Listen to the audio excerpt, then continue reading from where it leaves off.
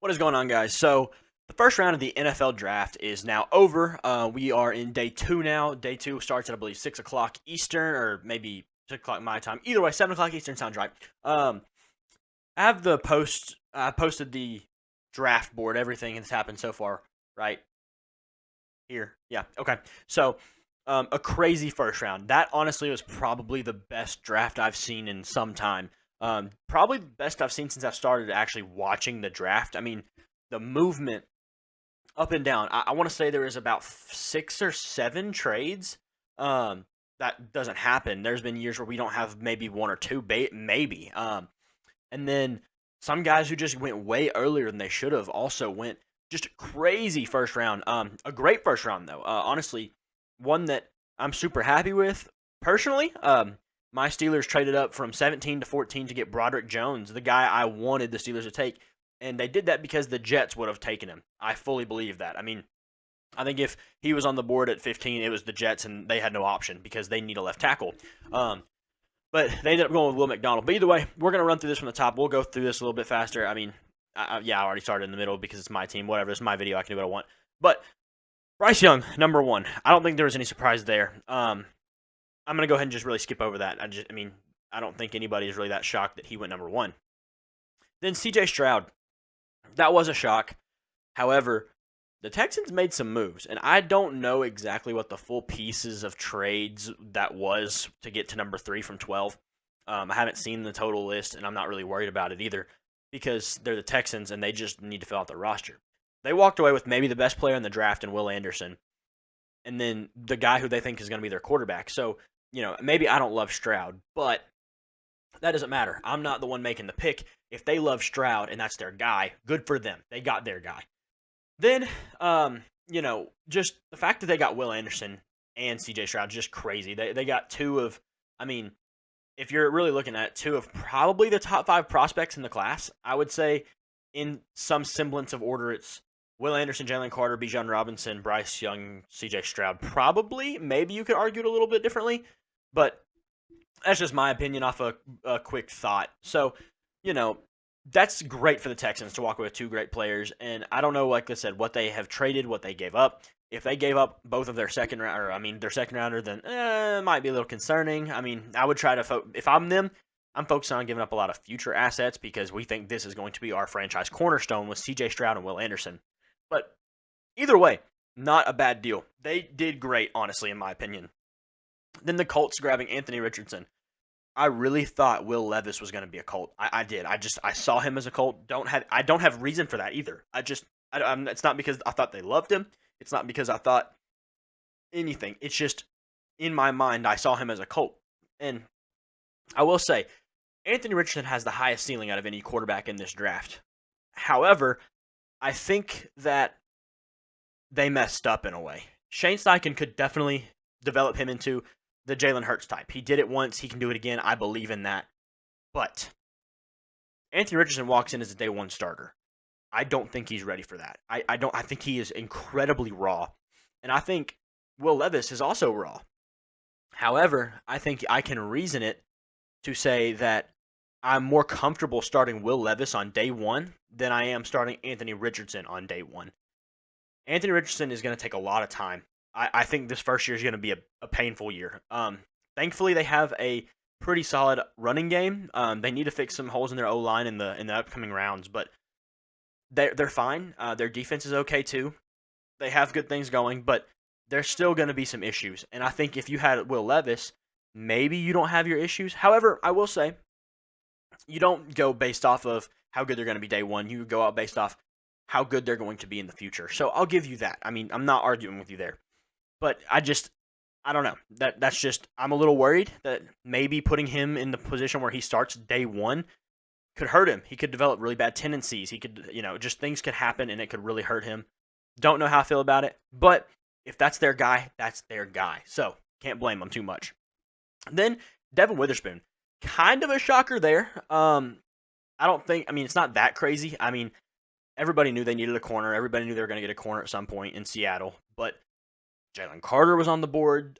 Tyree Wilson was on the board. I mean, there was a lot of things there that I kind of thought they'd go with before Devin Witherspoon, and they didn't. But, it is what it is. Paris Johnson at 6. The Cardinals trade from 3 to 12, and then trade from 12 to 6 to get Paris Johnson. Not a move I expected, and when they traded up, I really thought it was going to be Jalen Carter. But at the same time, that was a great pickup. That means they're focusing on Kyler Murray, which is what a franchise needs to do in the situation that they're in. They have to give their quarterback everything he can to succeed. If you don't give him what he can to succeed and then you fail, you cannot blame that on the quarterback. So protect your quarterback, get him weapons, develop the team around the quarterback. So great for them. Tyree Wilson falls to 7. Pretty good pickup for them. What's his name? Chandler Jones fell off a cliff last year. Probably is too old to come back around to being as good as he used to be. So it is what it is there. And now you get a guy for him to work with, Max Crosby, and that could be really beneficial for Tyree Wilson. So yeah, one of the more shocking picks in the NFL draft though was pick 8, Bijan Robinson going to the Falcons. I'm not surprised that he went to the Falcons. However, I am surprised he went at 8. And there's another running back that happens to again later. I think maybe he's definitely a prospect as good as being 8. Absolutely, he's up in the top 3 to me if you're taking strictly based off how good he is as a player. But at the same time, I kind of think they could have just traded back and gotten him still. Add more assets and still get him. Now, you could argue maybe Philly takes him at 10. I only think Philly takes him at 10 if Jalen Carter's not there. So if you think Chicago's taking Jalen Carter, maybe you don't do that. But either way, it is what it is. They took their guy. Bijan is a great player, so I'm not going to argue with it that much. And then the Eagles jump up 1 pick to get Jalen Carter. That is just insane. I mean, you couldn't expect Howie Roseman to do anything else. The second I saw the Bears trading, I thought it was either Pittsburgh because there was rumors about Pittsburgh wanting to trade up with Chicago, or it was Philly to get Jalen Carter because they did not think he should be there. Notably so. He shouldn't have been there. I don't need to say anything else. That was probably value-wise the best pick in the NFL draft. Darnell Wright at 10. Yikes. With Skoronski, with Broderick Jones on the board, in my opinion, that's a mistake. In my opinion, Darnell Wright was graded at the highest back-end first-round pick at the highest. They took him at 10. I think that shows you the moves that the Bears GM has made so far are not enticing, in my opinion. You trade pick 32 for Chase Claypool. You draft Darnell Wright at 10. Yeah, he's not on a good spot right now. I don't know about Bears fans. Bears fans, let me know how you feel about this because I'm interested to see what y'all think. I would be upset if I was a Bears fan that we got Darnell Wright when the other 2 guys were on the board. I'm not happy about that. Moving on, though, Peter Skoronski at 11. I think Tennessee that was who they hoped for the whole time. I think they're really hoping that Philly and Chicago would not have taken him. I think that's the highest he could have gone. So, great for them. But then again, I didn't expect Paris Johnson to go at 6. So, either way. But yeah, Tennessee gets maybe the best offensive lineman in the draft as a whole. Good for them. They needed it bad. Number 12 is where things go crazy. Jahmyr Gibbs, I had him as a first-round grade, and I had him either as a Bengal or a Saint. 28 or 29. He went at 12. My problem with this pick, he is a great player. He probably value-wise is around 12 to 15. Just in terms of how good he is as a prospect at his position. Now you factor in positional value, and that tanks his value down. My problem with this pick is the fact that they signed David Montgomery for what they did, which wasn't crazy a lot, but they still signed him. And you have DeAndre Swift, which, are they moving off of him? That's probably what's going to happen now. But before, you don't know, that's an issue to me. I just don't see how that fits. Plus, I don't think any team between 12 and 18 would have taken him. You could have gotten Lucas Van Ness, Will McDonald, Christian Gonzalez, all to the Lions, but you take Jahmyr Gibbs. I don't think one of those teams takes him, not one of them. And then Lucas Van Ness at 13, that was the most Packers pick possible. I just, at least if you're a Packers fan, at least you're not upset that they now take receivers and now do this after they lose Aaron Rodgers. So, whatever. Broderick Jones, I've already said that a little bit. That was my dream pick. That was what I hoped for. And I'll talk more about this later for the Steelers. And then the Jets getting Will McDonald. Will McDonald's is also, to me, a first-round player, but I don't necessarily know if he was this good either. He was projected in my book around the 29, 30, 31 area, very early, and not to mention the fact that you still have, I mean, they could have used interior as well, and they have Kalijah Kancey, Brian Bresee, Miles Murphy, Nolan Smith all on the board. I think that was a bit of a mistake. Emmanuel Forbes as well. He wasn't a first rounder to me, mainly because of his frame and his body size. I mean, he's a ball hawk. He's a talented player, but high second round. I mean, come on. I just don't see it for him in the first round. Christian Gonzalez at 17, great pick by New England. They were able to move back 3 picks. A corner went, and they still got Christian Gonzalez. I mean, good for them. I think he really fits New England as well. So that's just great. Jack Campbell is another pick that, the Lions are the Lions. They do what they want to do. But I'm not too confident in that one either. I think Jack Campbell will be a good player. However, I don't see him going before pick 25 for sure. You could have moved all the way back to 25. Bills maybe take a linebacker. Bengals maybe take a linebacker. Saints maybe. Eagles maybe. Chiefs, I doubt it. That's looking at, there's just no reason they should have taken him as early as they did. Both guys. Maybe you take Jahmyr Gibbs at 18 and move 12 all the way back to 25, and then you get multiple draft picks in this draft, maybe a couple thirds and a couple, whatever. That would have been a pretty good swing. But either way, maybe there was more on him than we know so far. Who knows? Tampa Bay gets Kalijah Kancey. I like it. I don't necessarily love it because I don't feel that the need was entirely there. They have Vita Vea, and yes, one guy is not going to clog up the entire 3 offensive linemen, but I just feel like that's not the biggest need on their team, and they could have done more with what they got. That could have been a Brian Branch spot to me. They could have taken a corner.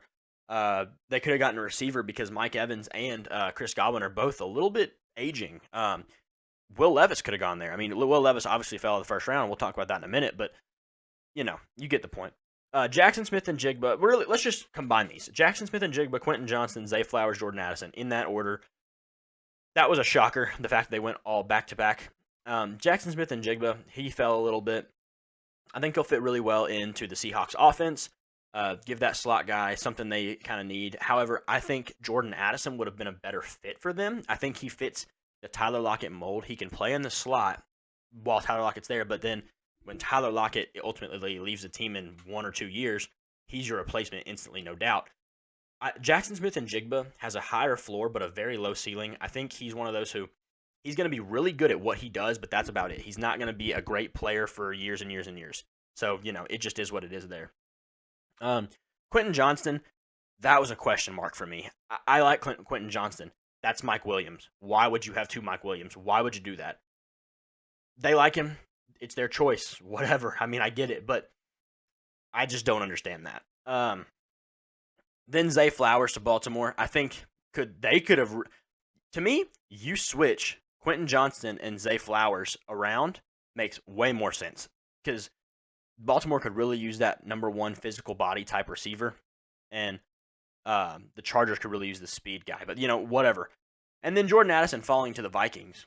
That's a steal for them. I think he has the highest upside in this class, in my opinion. Maybe second highest behind Quentin Johnston, but I don't know if I see Quentin Johnston hitting his upside as well as I see Addison. I think Addison's just kind of built for the NFL. His abilities are just more fitting. Maybe he won't be the best receiver in the NFL, but now that you have him next to Justin Jefferson, that's going to help a ton. So I like that a lot. The Giants getting Deonte Banks, traded up for him. Great pick for them. They needed him. They got what they needed, and they moved on. Dalton Kincaid to the Bills is a weird one. Talented player, but you already have Dawson Knox, who's not a good blocker. You have 2 tight ends now who are not necessarily are very good blockers or more receivers. I think maybe they were kind of upset that all 4 receivers went already, and they weren't really thinking that would happen. And Dalton Kincaid played 55% of his college snaps in the slot, or at least last year's snaps in the slot.